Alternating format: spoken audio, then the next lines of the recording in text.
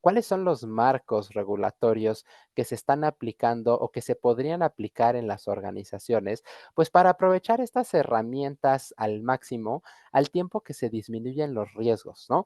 ¿Ustedes creen que esos marcos son marcos que tengan que venir desde una perspectiva nacional, desde una perspectiva legal, o que más bien es algo que debería dejarse a las empresas que aplican este tipo de marcos regulatorios, o sería una combinación de ambas? ¿Cómo lo ven ustedes y cómo lo piensan dentro de sus organizaciones? Justo, o sea, creo que la parte legal todavía sigue siendo, pues, sigue estando todavía en el aire. Creo que igual que lo platicábamos como con los medios, esta campaña del terror alcanzó a varios países. Recuerdo que Italia en su momento había bloqueado el acceso a ChatGPT, por este miedo no es que esto va a reemplazar y va a causar crisis y demás. Creo que al final también sucedió con muchos gobiernos, ¿no? Como de no sé qué hacer, no sé si debo de bloquear, no sé si no debo de bloquear, no sé si debo de empujar el uso. Era una herramienta tan nueva que era muy difícil regularla en ese momento. Eh, eh, y ahorita creo que ya, como bien mencionas, Pablo, pues, ya hay varios países que están trabajando en esto. Eh, México ya también está teniendo ya conversaciones y no dudo que el siguiente año ya empecemos a ver pláticas más avanzadas sobre la regulación que va a meter tanto a las herramientas como a las empresas. Creo que definitivamente tanto del lado de marco legal como de empresas tenemos la responsabilidad, sobre todo todos los que tenemos usuarios o clientes, tenemos la responsabilidad de tener ciertos candados o sí, ciertos candados de seguridad para evitar cualquier tema. Creo que uno de los más importantes, que pues, ya tiene muchos años siendo algo que los usuarios cada día son más conscientes, es el tema de privacidad. Creo que es de las partes más importantes y que muchas veces las empresas descuidan. El tema de cómo se almacenan los datos, el tema de cómo se guarda, qué se guarda. Eh, eh, Creo que esta parte es algo muy, muy importante, sobre todo en nuestro caso, como Yana, pues obviamente el usuario comparte cosas muy privadas con Yana. Entonces, el tener una estructura de seguridad fuerte es algo esencial. No podemos descuidar eso, es una de las principales prioridades que tenemos eh, por la cantidad y posible información que le comparten a Yana, pues es como muy confidencial y es algo muy personal, ¿no? Entonces creo que de ambos lados debe de haber tanto del marco legal como de la empresa internamente, debe de haber un compromiso muy, muy fuerte con temas de seguridad. El uso también creo que se le puede dar mucho, mucho uso a un modelo. Creo que también el uso que se le da y el análisis que hacemos debemos de tener mucho, mucho cuidado. Y justo parte de lo que mencionabas, esta verdad que al final de cuentas, ningún modelo va a tener ninguna verdad, va a dar información que lee y que tiene el modelo, pero no necesariamente es una verdad, ¿no? Entonces, también tener mucho cuidado con esto. Creo que eh, confiar ciegamente en un modelo no es algo bueno en ningún ámbito. Del lado del desarrollo, te puedo decir, como lo platicaba hace ratito Ezequiel, si no tiene el suficiente contexto al final es muy sencillo que te dé una respuesta o muy general o no sea la correcta.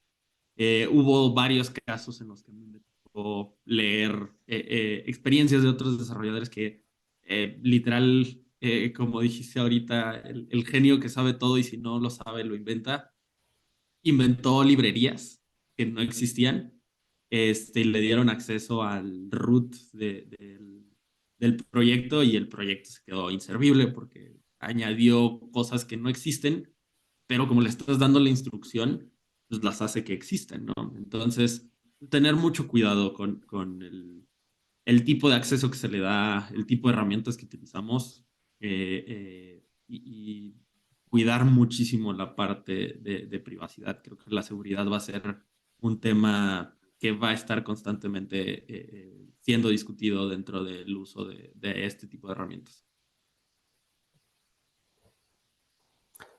Sí, en línea a eso, Fernando, yo creo que, a ver, por ahí preguntaba si la regulación debería venir desde el Estado, si debería ser mixto. Yo creo que no, yo soy muy partidario de que los privados son los que generan realmente innovación, ¿no? Nunca la innovación viene del Estado. Y deberían ser los que empiecen a desarrollar y después se haga un marco, que se trabaje entre privados y público para después dar un marco y no al revés. Me llamó mucho la atención que meses atrás los CEOs y founders de las compañías de inteligencia artificial le pidan al gobierno de Estados Unidos que empiece a hacer un marco regulatorio, lo cual para mí fue una sorpresa. Fue históricamente la primera vez que el privado sale a buscar una regulación antes de salir a vender. O sea, eso fue muy raro, pero es entendible en este contexto. Yo creo que tienen que avanzar la penetración de la tecnología en los privados para poder entender qué es lo que debemos hacer. Yo creo que, como siempre, hay empresas que no le importan los datos, no le importan los usuarios, no tienen en cuenta la ciberseguridad, o sea, hay muchos temas digamos, deuda técnica que se arrastra en todos los verticales. Creo que como compañías tecnológicas tenemos que empezar a trabajar en compliance. Creo que el compliance de estos, de mucho en el proceso de onboarding de los colaboradores que trabajan con nosotros, lo hacemos, decimos, bueno, o sea, acá hay un NDA que lo tenés que firmar, que no podés compartir información de la compañía, pero en ese compliance tenemos que empezar a involucrar este tipo de herramientas porque hay mucho de propiedad intelectual, ¿no? Y cuando nosotros estamos compartiendo información de cómo puede ser código, cómo puede llegar a ser un PDF de un reporte interno con una LLM. Si nosotros no tenemos las consideraciones adecuadas de decir que ese contenido no puede alimentar en el siguiente ciclo a a- a la LLM, es probable que ese contenido pase a ser de conocimiento público y muchas veces no debe serlo, porque de vuelta hay una propiedad intelectual sobre eso. Eso es parte también de la capacitación que tenemos que darle a los usuarios, ¿no? De nuevo, es una tecnología muy nueva y siempre ponemos los datos. Al principio no tenemos esta conciencia de datos, como decía Fernando varias veces, ya entendemos, nos costó años de la privacidad de los datos. Ya hoy, pero seguimos instalando aplicaciones en el teléfono sin leer los términos y condiciones, a pesar de eso. Entonces, creo que ahí sí hay un trabajo interno y como evangelizadores que estamos siendo cada uno en nuestro rol, ¿no?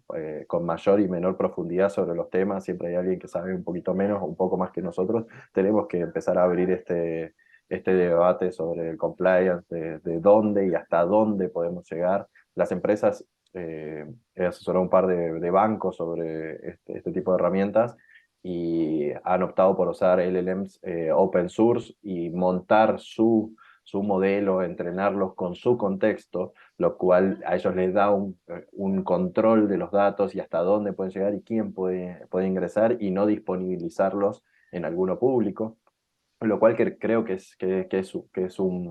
es un paso y es, si no, el bloqueo, como ha pasado, ese mismo banco que nos llamó un equipo para asesorarlos, en primera instancia dijo, está prohibido, ¿no? Y lo prohibieron todo uso, pero es de vuelta, porque no había un proceso de control y ellos entendían que si no iban a estar jugando al gato y el ratón, y sabemos que nunca termina ese juego. Entonces, es darle las herramientas adecuadas al equipo para que las pueda utilizar en un contexto adecuado, es la forma, ¿no? Regulado internamente, con procesos, con controles, si no, hay una va a haber posibles fugas y de todo tipo, ¿no?